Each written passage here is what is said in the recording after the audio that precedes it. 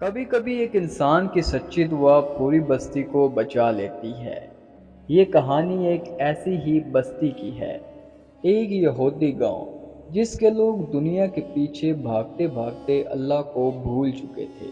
مگر وہاں ایک نوجوان تھا جس کا نام تھا یوشع بن نون۔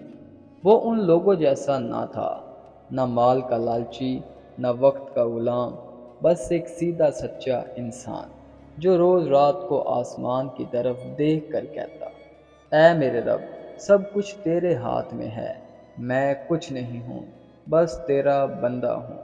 یوشع کا چہرہ اکثر عبادت گاہ میں نظر آتا، حالانکہ اس کے دوست بازار کھیل کود میں مگن رہتے۔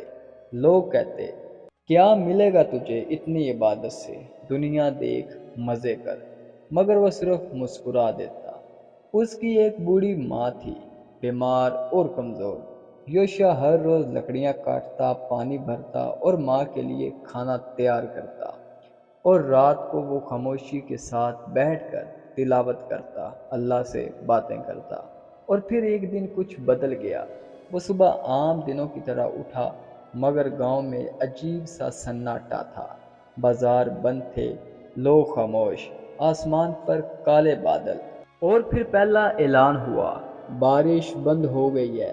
پچھلے 3 ماہ سے بارش کا ایک قطرہ نہیں گرا۔ کھیت سوکھنے لگے، مویشی مرنے لگے، بچے رونے لگے۔ بوڑھے لوگ کہنے لگے یہ عذاب ہے، کہیں ہم نے اللہ کو ناراض تو نہیں کر دیا۔ لیکن نوجوان کہہ لگاتے، مذاق کرتے اور کہتے، اب بارش دعا سے نہیں آئے گی، ہمیں کنویں کھودنے چاہیے، عقل سے کام لینا چاہیے۔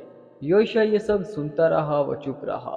اگلی رات اس نے وضو کیا، تنہائی میں قبلہ رخ بیٹھا اور بہت ہی آہستگی سے ٹوٹے دل کے ساتھ بولا، اے میرے رب، اگر ہم سب گناہ گار ہیں تو میرے صدقے نہیں، میرے آنسوؤں کے صدقے، میری ماں کی دعا کے صدقے ہماری بستی پر رحم فرما۔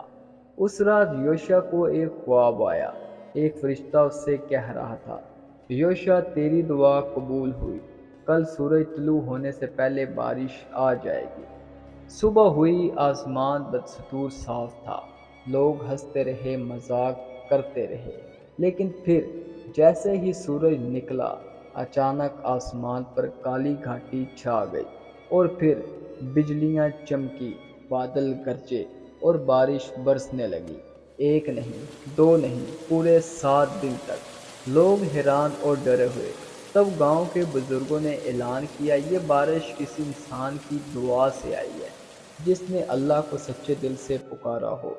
سب یوشع کی طرف دیکھنے لگے، مگر یوشع عبادت گاہ کے کونے میں بیٹھا، سر جھکائے صرف یہی پڑھ رہا تھا، یا رب، مجھے شکر کی توفیق دے، نہ کہ شہرت کی۔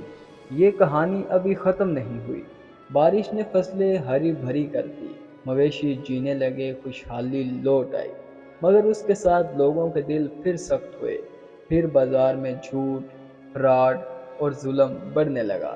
یوشع نے ایک بار پھر اللہ کی طرف رجوع کیا، یا رب، اگر یہ لوگ تیری رحمت کو بھول رہے ہیں تو پھر ان کے دلوں کو جھنجھوڑ دے، مگر اس بار عذاب سے نہیں، محبت سے۔ اسی رات بستی کے مرکز میں ایک بچہ بیمار ہو گیا۔